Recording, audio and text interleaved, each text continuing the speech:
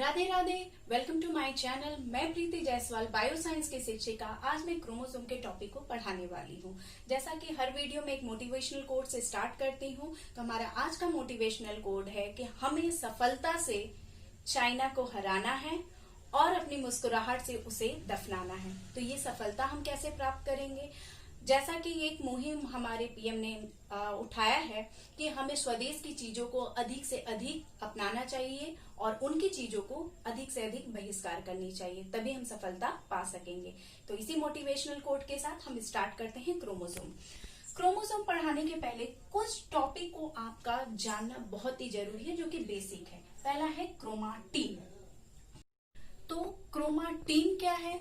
Chromatin केंद्रक द्रव में पाए जाने वाला एक दानेदार पदार्थ है जो कि न्यूक्लियोप्रोटीन से बना होता है। ये क्रोमाटिन आपस में मिलकर, ये जैसा छोटा छोटा दाने जैसा रहेगा, ये क्रोमाटिन ही आपस में मिलकर एक धागे जैसी रचना का निर्माण करती है, जिसे हम क्रोमाटिड्स कहते हैं। और यही क्रोमाटिड्स आपस में मिलकर एक जाल जैसी रचना का निर्माण करते हैं, मतलब एक दूसरे के ऊपर ऐसे मिलकर एक जाल जैसी रचना का निर्माण करती है, उसे हम क्रोमाटिन रेटिकुलम कहते हैं। अब है क्रोमाटिन्स। बहुत बार क्वेश्चन आता है कि ये किस पदार्थ से मिलके बना होता है, या इनके कुछ अंतर आते हैं जो कि हमारे कॉम्पिटिटिव एग्जाम में पूछते हैं, तो वो भी मैं क्लियर कर देती हूँ। क्रोमाटिन दो पदार्थ से मिलके बना होता है, यूक्रोमाटिन और हेट्रोक्रोमाटिन।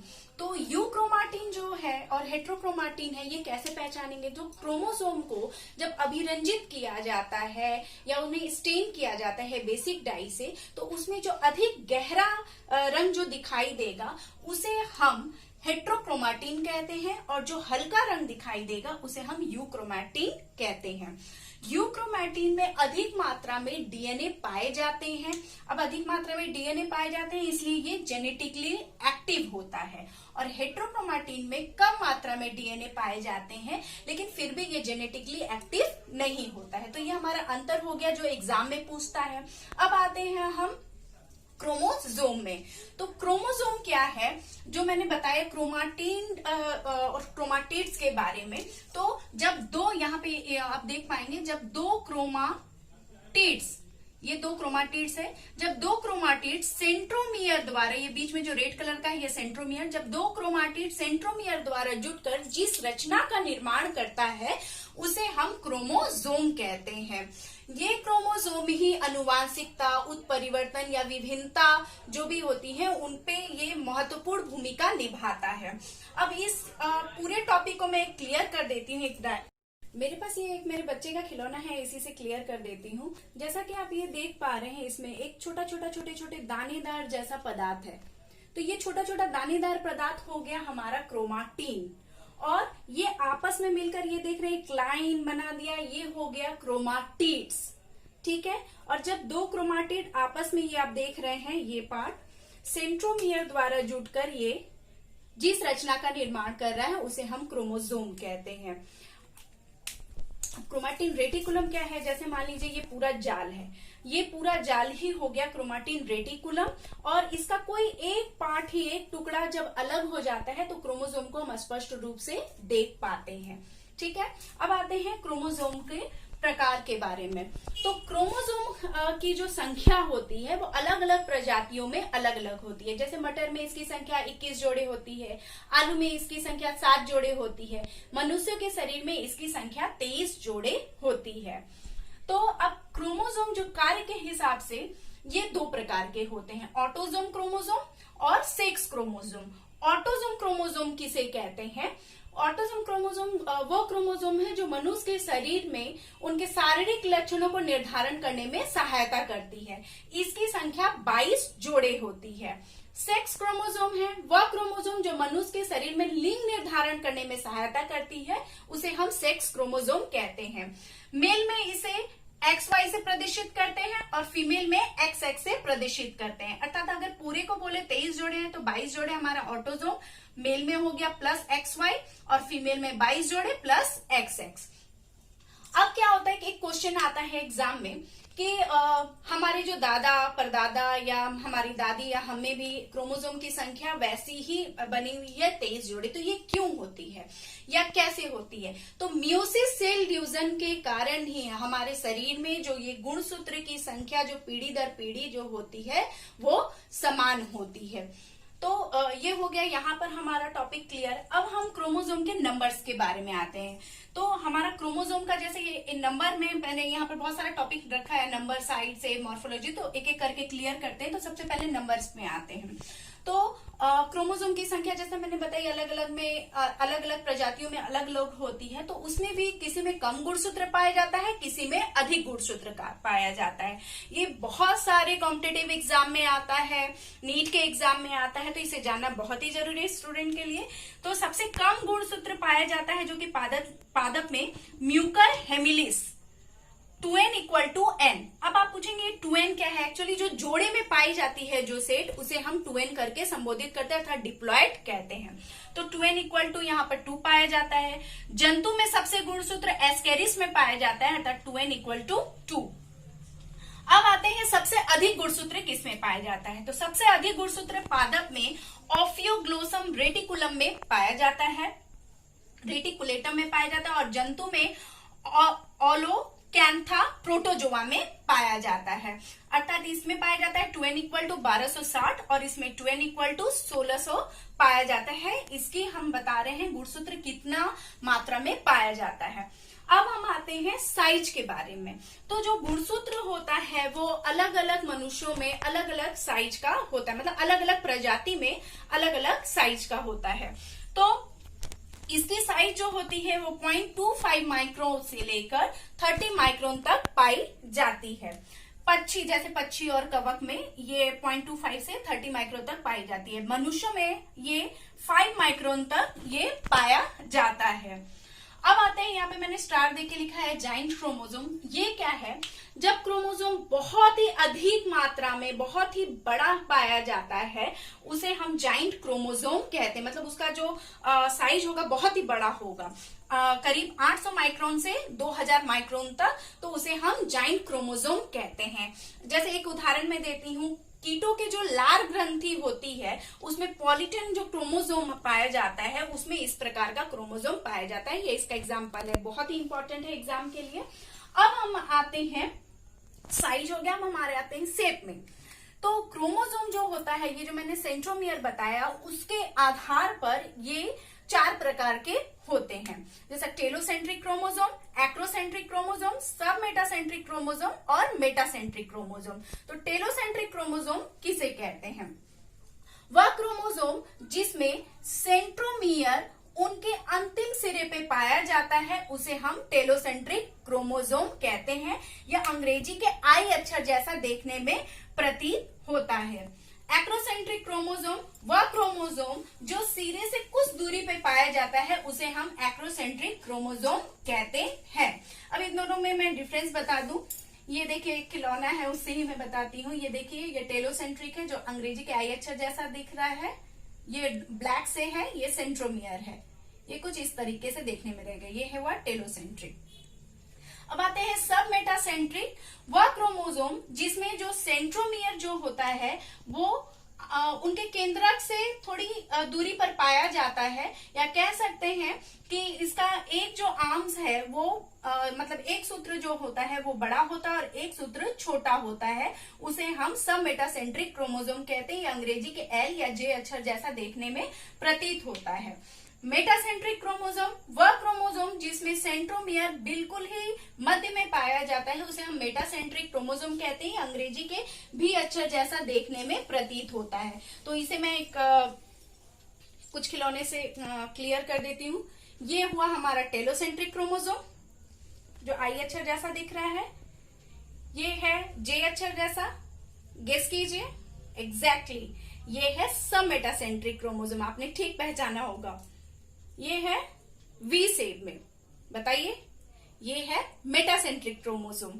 तो ये हमारा हुआ शेप। अब हम आते हैं मॉर्फोलॉजी ऑफ क्रोमोसोम में। तो अब हम मॉर्फोलॉजी के बारे में पढ़ना स्टार्ट करते हैं। तो यहाँ मैंने डायग्राम बनाया हुआ है क्रोमोसोम का, उसके बारे में अब हम देखते हैं। तो पहला पार्ट है टेलोमियर। टेलोमियर क्या है? क्रोमोसोम के अंतिम सिरे को, क्रोमोसोम के अंतिम सिरे को हम टेलोमियर कहते हैं। ये इसका कार्य क्या है? ये क्या करता है? क्रोमोसोम को आपस में कभी सटने नहीं देता है। और टेलोमियर ही हमारे शरीर में एजिंग से संबंधित है, अर्थात जैसे जैसे हमारी उम्र बढ़ती है टेलोमियर जो है वो उसका आकार जो है वो छोटा होते जाता है।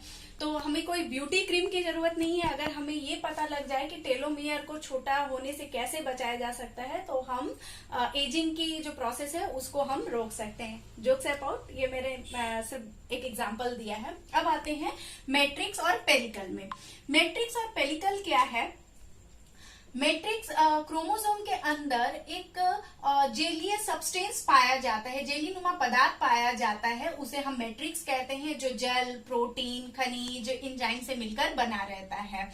और इसको घेर कर, क्रोमोसोम को, इस मैट्रिक्स को घेर कर एक झिल्ली नुमा रचना पाई जाती है जो इसे घेर कर रखती है, उसे हम पेलिकल कहते हैं। ठीक है, ये मैट्रिक्स और पेलिकल दोनों ही नॉन जेनेटिक और एक्रोमेटिक भाग है, अर्थात ये जेनेटिक में इसकी कोई भूमिका नहीं है।